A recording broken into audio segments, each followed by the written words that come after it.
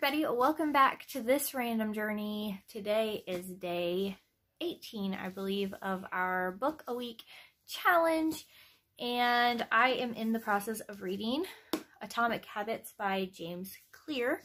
I posted on my Instagram a picture of that chart and all that. I told you about that yesterday. I had several people tell me that they are in the process of reading this book as well on my personal Facebook page. So there's a lot of people apparently reading this one at the moment or have read it and really enjoy it. So today I read chapters 2 and 3. I also read 5 chapters in my Bible.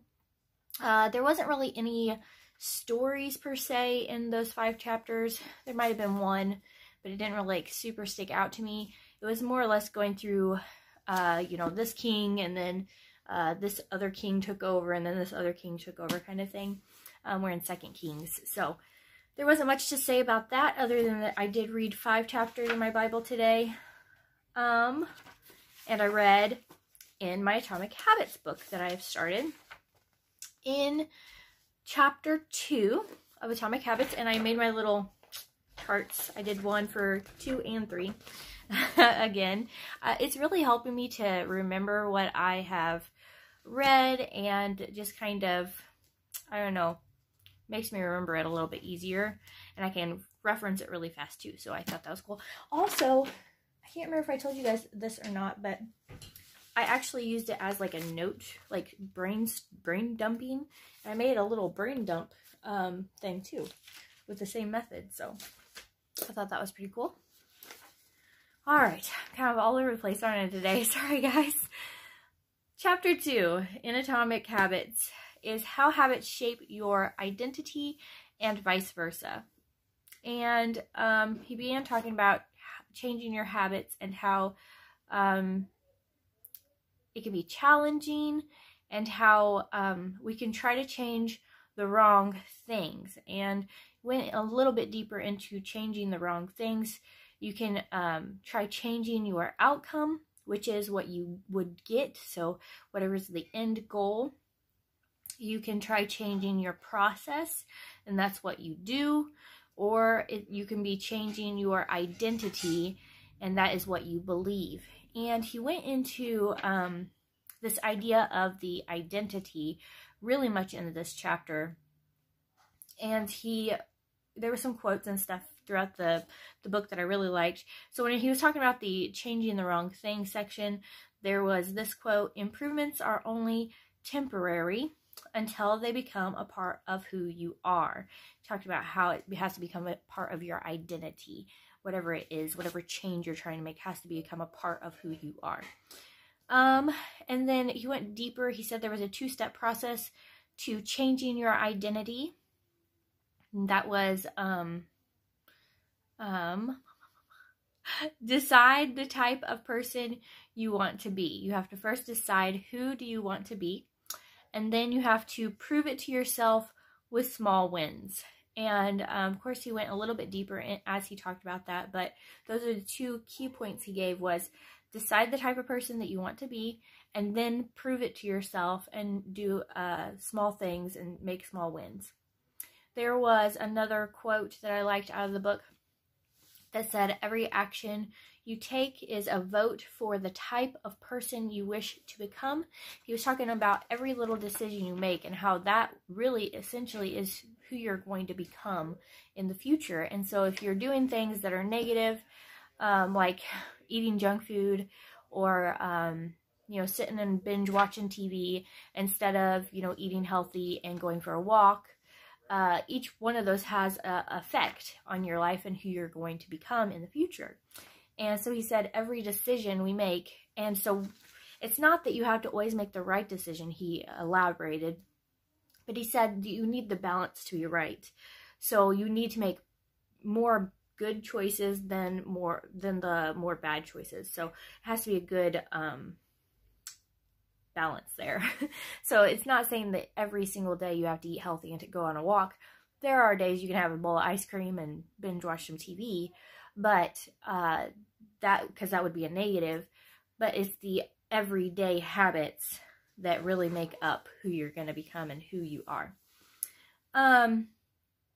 The real reason habits matter are that they are not about having something, they're about becoming someone, and they help you become the type of person you wish to be. And it says, there was just one liner, it said, you become your habits. And that's basically, in essence, what this entire chapter was about, how you become your habits. Whatever those habits may be, negative or positive, that's who eventually you're going to become. All right, moving on to chapter 3 in Atomic Habits. The title of it was How to Build Better Habits in 4 Simple Steps. And I have, like, the notes on this are kind of crazy and sporadic because I was trying to figure out how to write them, I think. But basically, is why does your brain build habits? Why does it do that in the first place? It can only pay attention to one problem at a time. And so if your brain has a habit, that's because it has went through this whole process before. It goes through this whole process to come to an outcome that you can default to. And he kept on likening it to if you have a stressful day at work and you come home and you play a video game and you realize, oh, whenever I came home, I was stressed, I played a video game, I felt better, I felt happier, or what have you, or felt relaxed. Then the next time you come home, you'll default to that automatically because your brain wants to go the easiest route it can find. And so it talked about how your brain wants to only focus on one thing, and how if it can default and throw out these automatic responses, that your brain is happier. Not necessarily that playing a video game every night when you come home from work is a good thing, but it's just how your brain works. So you have to fight against that kind of building those kind of habits. So that's why your brain wants to build habits, is because it helps it to process faster and helps it to get to the reward that it wants faster.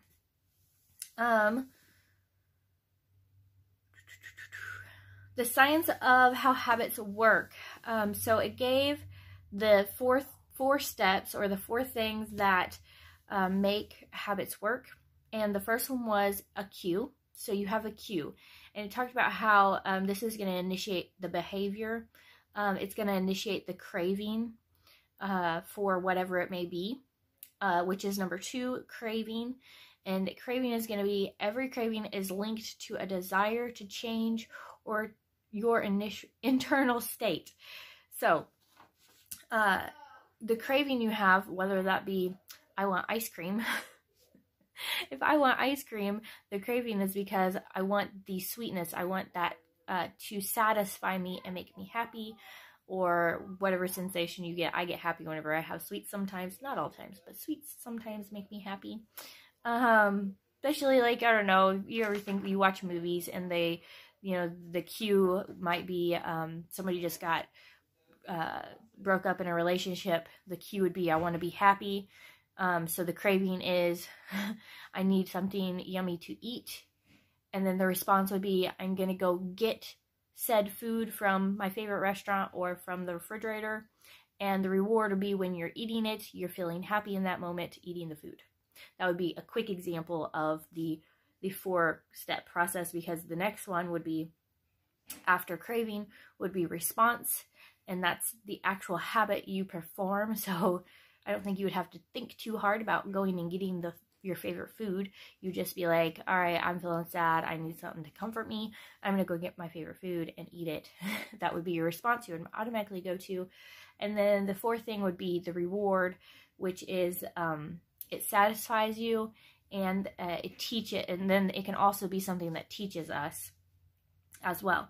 It can teach us which actions are worth remembering for future. So if you get a big enough reward from something, or if you get whatever reward you were looking for after that 4-step process, your brain will automatically remember that for next time.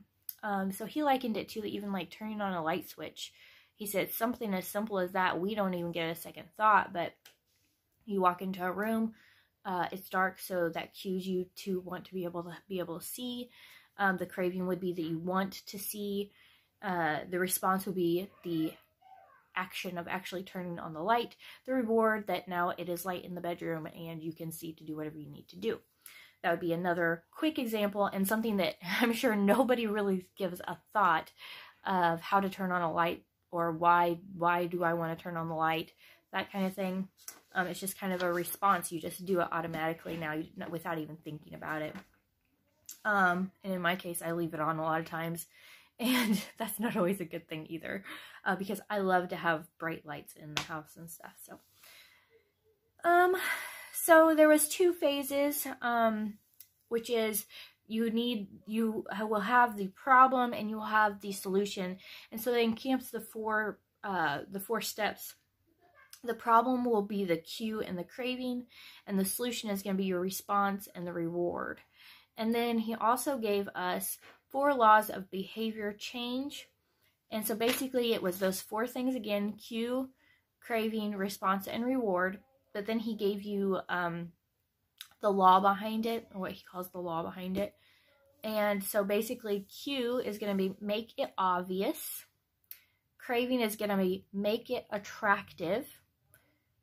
Response is going to make it easy. And reward is going to make it satisfying.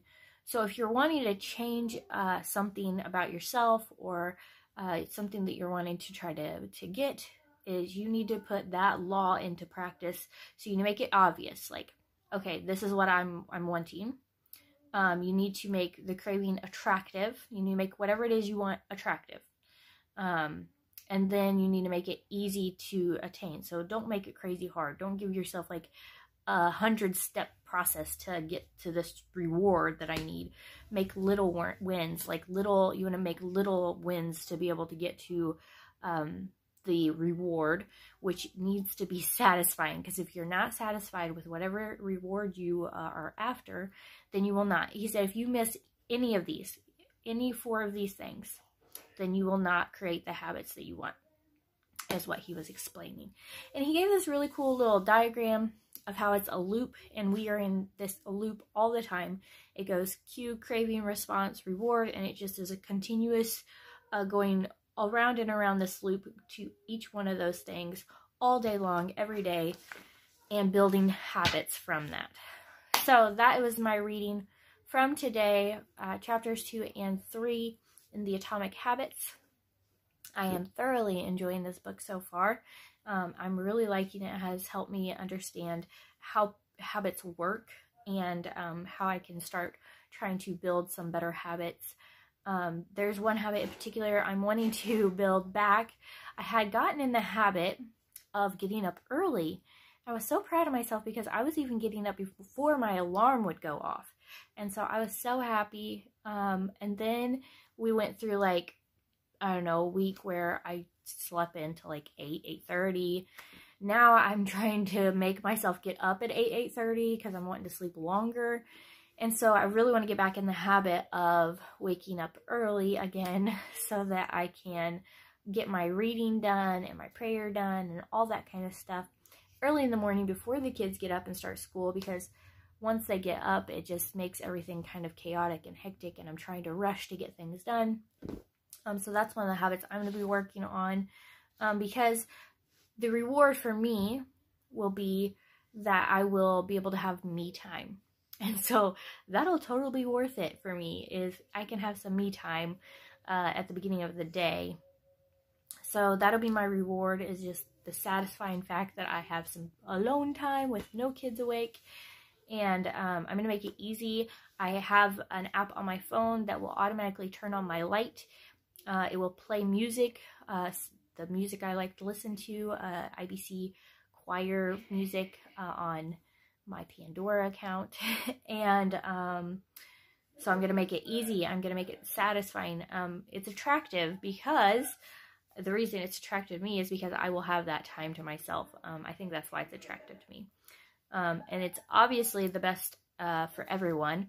That way I have time for, really delving in with my kids with school, and it's not going to eat into anybody else's time with me. So I think I have all 4 things I need to make that happen. And so I'm going to try to implement that again this week. I'm feeling a little bit, it's going to work. we're gonna make it work. That's another thing. Today, in this book particularly, it was talking about talking positively. It talked about like if you're trying to quit smoking, that if somebody offers you a cigarette, not to say I'm trying to quit, but instead say I'm not a smoker, because whatever you say is what you is how you're associating yourself, or what you are. That was in chapter 2. It was talking about that, about your identity and believing and taking it on as who you are now. So if you believe I'm still a smoker, but I'm going to try my hardest not to do this, then you're still associating as a smoker. Whereas if you are saying I'm not a smoker whenever somebody offers you, then you're associating, you're calling yourself a non-smoker at this point. That was just one example. He gave another one. I can't remember it off the top of my head. But anyways, he talked about runners. Like if you say I'm a runner, instead of saying I'm training for a marathon, say I am a runner. Or if you're trying to become a writer, you're not trying to become a writer, you are a writer, because you are writing. So you associate yourself with what you want to become, basically. Which is so cool, because our church did a event today as well. And the gentleman who was speaking was talking about our minds and how we need to be talking, what was that word? Start with an A. Can't remember. Not assertive. Basically, affirmation. You need to give yourself affirmation. And he was talking about the importance of positively speaking to yourself in your mind, and how you can self-prophesy, basically meaning that if you say, I'm going to do horrible on this test, I'm going to do horrible on this test, I'm going to do horrible on this test, then more than likely you're going to do horrible on the test. Whereas if you say, I'm going to do great on this test, I'm going to do great on this test, I'm going to do great on this test, then you are building yourself to do great on the test. So he was talking about how important our words are and our thoughts. He was more or less speaking of our mind and our thoughts, but it goes the same with your words towards yourself, and making sure that those are positive words and not negative words, and building those kind of habits that we're speaking life instead of death, like the Bible says. Anyways, I hope you guys liked this video. I know I was kind of all over the place. My brain is kind of like, ugh, today. So I'm sorry if it was kind of crazy. I hope you guys liked it. Give me a thumbs up if you did. Make sure to subscribe for future videos. We're doing daily vlogs, of course. And I'll see you again tomorrow.